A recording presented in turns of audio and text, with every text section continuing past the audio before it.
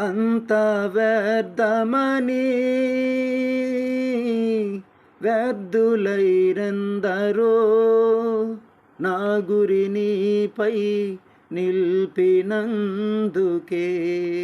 నా పరుగు సార్థకమాయనే. అంత వ్యర్థమని వ్యర్థులైరెందరో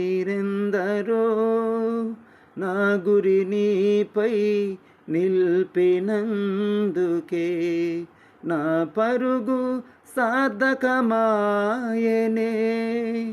నీయందు పడిన ప్రయాసము శాశ్వత కృపగా నాయందు నిలిచెని.